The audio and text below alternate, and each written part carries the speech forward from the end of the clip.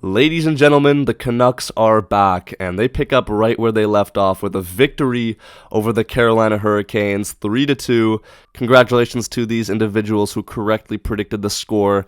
And for the first game back from the All-Star break, I was very impressed with how the Vancouver Canucks came into it, dialed in, and they looked ready to go. But this was a matchup between two top teams in the league. We have a lot to get through, so without further ado, let's jump right into the first period. So early on in the period here, the Canucks with some good pressure. Nikita Zadorov takes a dash on the far side and then has himself a shot, and for some reason, Kochetkov, the goalie of the Carolina Hurricanes, is like 3 business days slow to respond to this one. Lucky for him, though, it did manage to go off of his mask and out of trouble.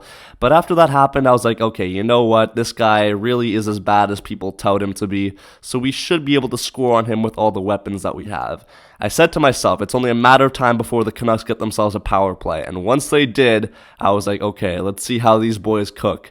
Unfortunately, the power play to start was a little bit underwhelming. We couldn't really connect on our passes, and then Martin Hook wins the race in the Canucks zone, plays it to Teravainen, and then Teravainen back to Martin Hook. No one is covering him, gets a free chance on goal, and goes short side on Thatcher Demko, puts the Hurricanes up 1-0 on a short-handed goal.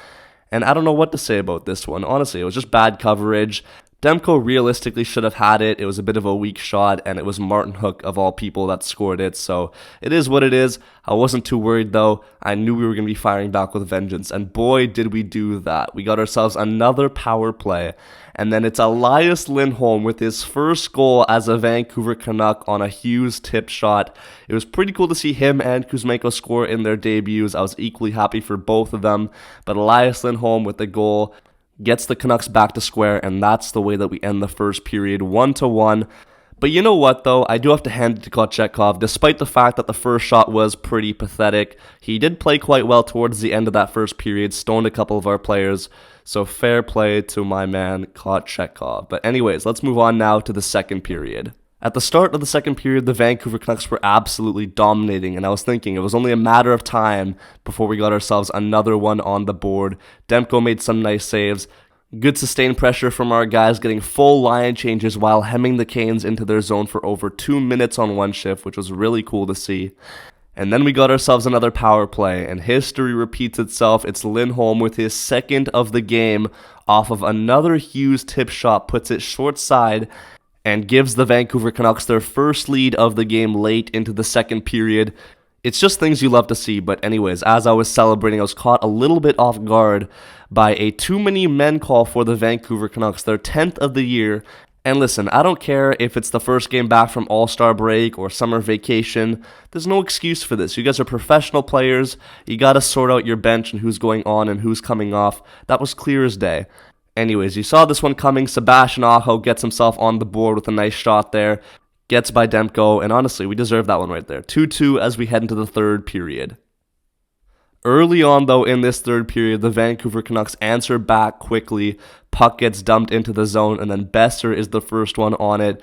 He has a swipe at it, and then it squirts over to Miller after a bit of a scrum in front, and Miller backhands it into the empty cage, and the Vancouver Canucks put themselves up ahead 3-2 once again, and this is just the classic Kochetkov that we all know and love.